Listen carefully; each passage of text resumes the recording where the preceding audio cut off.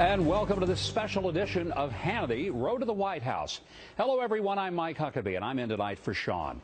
With 87 days to go before the general election, Republican presidential nominee Donald Trump is pounding the campaign trail. Mr. Trump has been very busy talking to voters in several key swing states. And earlier today, he held a couple of big rallies in Pennsylvania. Here's a look at some of the highlights. I spent less and won in a landslide. Other people spent much, much more, 3, 4, 5 times more, and they came in 7th. Who the hell do you want to have as your president, right? You signed a pledge. I hereby guarantee that I will endorse whoever wins. You know, the funny thing, all those pledges, you know, they were signed for they were signed so that I would sign it. And I would have honored it, I will say. You know, the Republicans do have a tougher path, just so you know. Not my fault. Not my fault. It's a tougher path. For the presidency, it's just a tougher, winding road. But if we win Pennsylvania, we win Florida, where we're doing really well, I think we can win Ohio. It'll be over. Has anybody lied as much as Hillary Clinton? Has anybody? You look at the FBI director, and you see what went on with the emails. You see how she got away with that. I think that that will go down in her career as her single greatest achievement, how she got out of that mess. Well, this week I got to spend some time campaigning with Donald Trump, and I had a chance to sit down with the Republican nominee to ask him how he plans to win the White House and a whole lot more. Let's take a look. In the interest of full disclosure, I think I got to tell people that I've been out campaigning with you for the past couple of days, so it's not like I'm objective. I'm not pretending or even playing the role of a journalist. Well, that's good. I like that. Your stamina is pretty amazing. You're doing events starting early in the morning. Wednesday night, we didn't finish dinner until well after midnight. And I've watched you through this process. Where do you get that stamina to do this? Well, I sometimes say when people ask me, do I have a choice, right? I mean, it's like it's set up and we have to do it. And it's so important. We have 90 days left, and I want to maximize the time.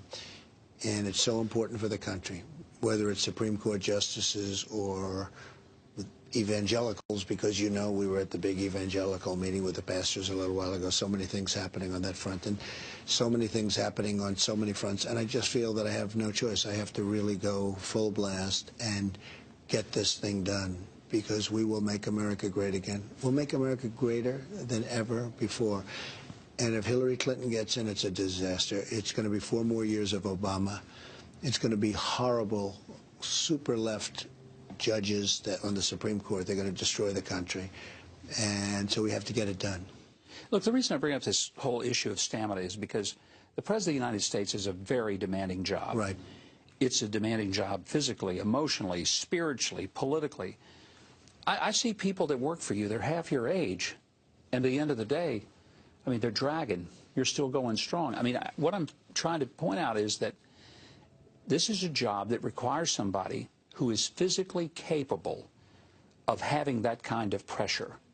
Now, I've seen this. Right. How important do you think it is for the American people to understand just the physical capacity of their president? Well, you have to have that. You have to have great strength. You're dealing with so many different problems and lots of other things, but in particular problems. And, you know, you have countries like China that have been taking advantage of us for years. You have to deal with that situation. We can't continue to have trade deficits of $500 billion a year.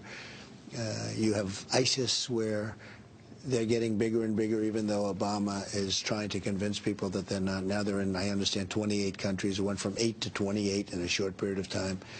You have so many different difficulties that if you don't have the stamina, if you don't have the whatever that is that you have to have, the country's in trouble. Not you, the country's in trouble.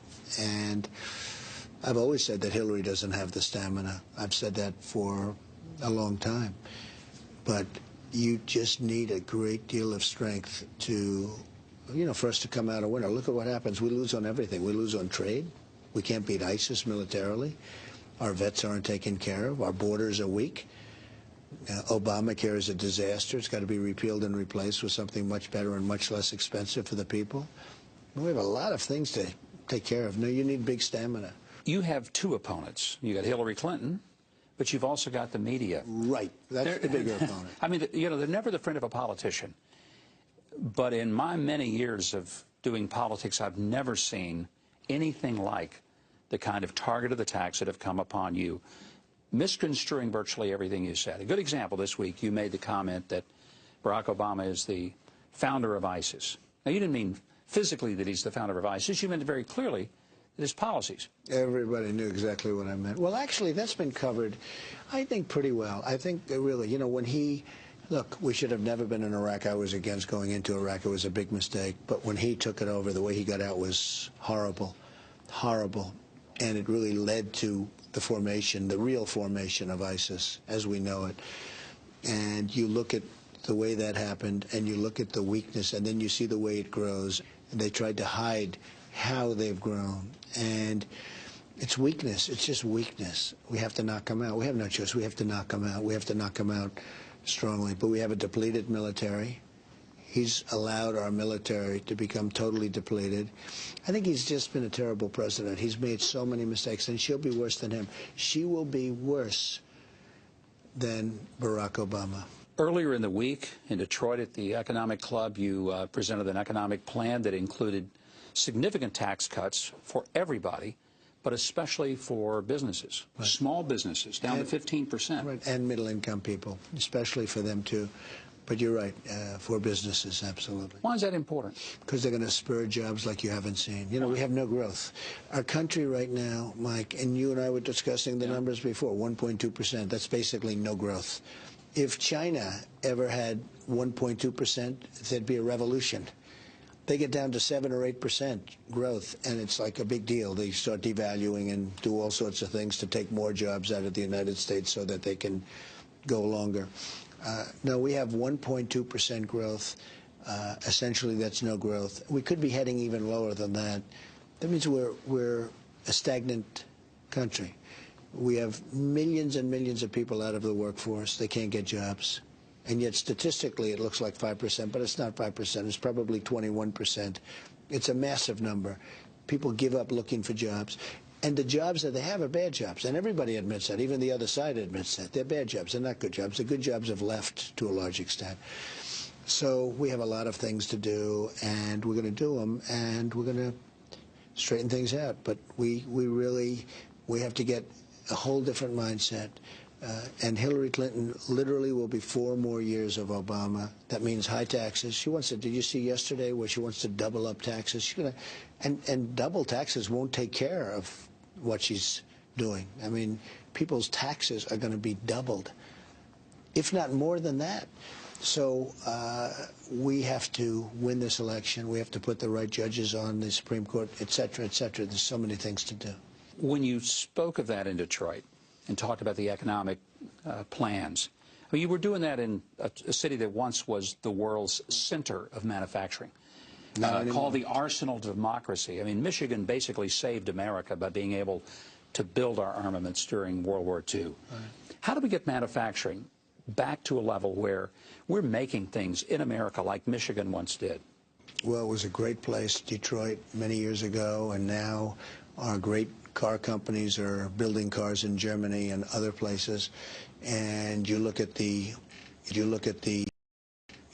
the unions, the number of people that they have today compared to 10 years ago and 20 years ago. You take a look, hundreds of thousands of people less. And Mexico is the 8th wonder of the world. A friend of mine who builds plants, he builds big plants. He goes and tells me Mexico, what they're doing in Mexico is amazing. They're taking our businesses. And our politicians have no idea how to handle it, and it's so simple. It's so simple. But one of the reasons they don't have any idea, probably number one, they don't have an idea, but number two, they're controlled by special interests and lobbyists and donors, and they don't want to handle it. So a place like Michigan is losing its jobs. Hillary will do nothing about it. There was a story in the Washington Post 2 days ago, which was shocking because the Washington Post never writes badly about Hillary. But there was a story in the Washington Post which tells you how badly she did as a senator from New York, that she promised upstate New York that she would bring jobs back and she would do all sorts of things. And upstate New York is a catastrophe right now, probably as bad as just about any place. It's a catastrophe. And the jobs have left. 50–60% of the manufacturing is gone. And she promised to take care of that situation and made it worse, except her friends did very well. Consultants and various other people, they made a fortune. So, no, she won't do the job. She's all talk, she's no action. I know her well. Not going to happen.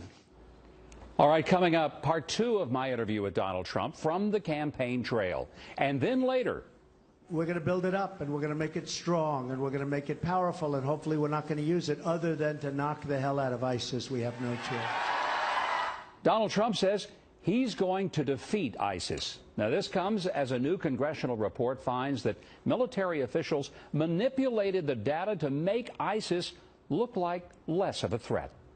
Dr. Sebastian Gorka and General Tony Tato will be with us with their reaction. That and much more as this special edition of Hannity continues. With Republican nominee Donald Trump. Take a look. One of the things that has been amazing being on the trail with you is watching the rallies.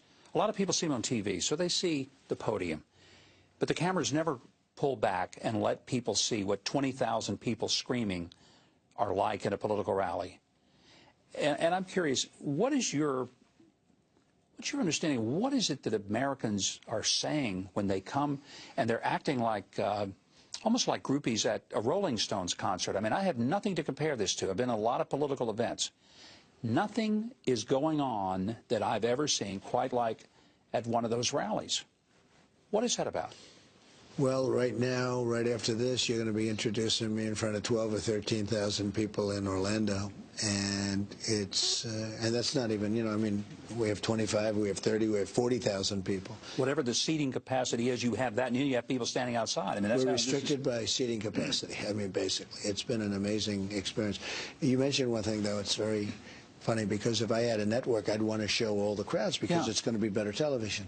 They never pull it away from my face. They have it on my face. And I'll go home and I'll say to my wife, did you see what I did? She said, yes, how big is the crowd?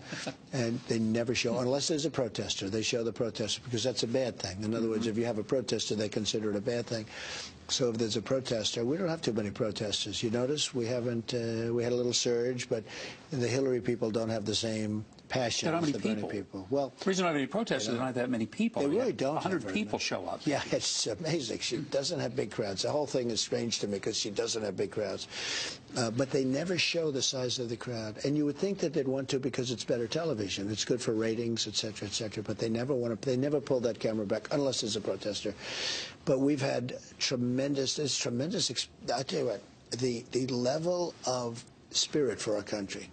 The level of love for our country. You see the people, they're in love with this whole, I'm a messenger. I'm a messenger. I'm merely a messenger. I'm a messenger of ideas that they've wanted for years. You know, many of these people haven't had a pay increase, and they're making less money now than they made 18 years ago in real wages. And they're working much harder, and they have 2 jobs. Obamacare has taken care of that, but they have literally 2 jobs. So they're getting older, they're working harder, and they're making less money. And it's very, very sad. And we have, look, we have all people, we have everybody. You know, they like to say that we have people, this and that, they like to define. We have everybody. But so many people today are working harder than they did 18 years ago, and they're making less money. And it's not supposed to be that way. And they're angry and they're upset, but we're going to change it. We're not going to let our jobs go. There are going to be consequences. When countries come in and they take our business, there are going to be consequences. Right now, there are no consequences. And it's so easy to handle. And we're not going to let them make their product and just send it right across our borders and sell it into our country. And we end up with unemployment. We end up with grief. We end up with no taxes. We end up with so many different difficulties. So it's so easy to solve. Everybody understands that. The politicians don't do it because their lobbyists and their donors don't want them to do it, because they benefit on the other side. But me, I'm putting up my money to run my campaign, and I don't care about the lobbyists, and I don't care about the special interests, as you know. Yeah, it's been pretty apparent that that's not been the driving force. And I think it's one of the reasons that people have been supportive. You're a disruptive candidate. You're disrupting the institutions that have failed America. And they see that, and they believe it. On a personal level, at the end of the day, when you're absolutely given a 20-hour day, which I've seen you now do, right?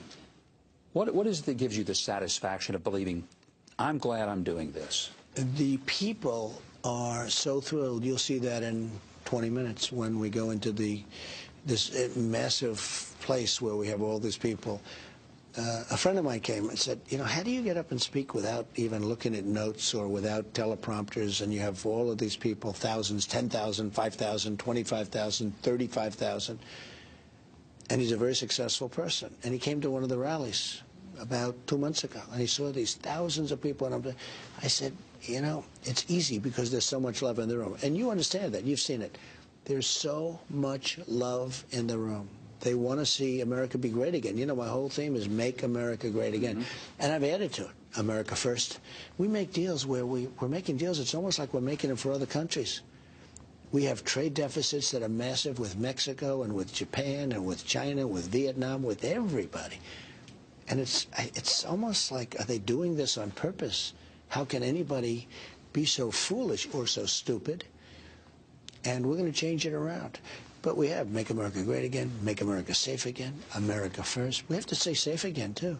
When you see what Hillary Clinton wants to have come into the country, she wants people to come in from the migration. We have no idea who these people are. They have no paperwork. There's no way of vetting them. You know, you've spoken to the same top law enforcement officials as I have. And she wants to increase what Obama is letting in, which is thousands. He wants to increase it by 550%. It's not going to happen. Thank you very much. Great to visit with you. Thank you very much, Mike. Good to see you. Well, it was a lot of fun being on the trail with Donald Trump. I enjoyed it and appreciate his time. Coming up next on this special edition of Hannity. We're going to build it up, and we're going to make it strong, and we're going to make it powerful, and hopefully we're not going to use it other than to knock the hell out of ISIS. We have no choice. Well, Donald Trump promises to get tough on ISIS as a new congressional report shows that military officials altered intelligence reports. That was to make the fight against ISIS look more successful. Dr. Sebastian Gorka and General Tony Tata they'll be both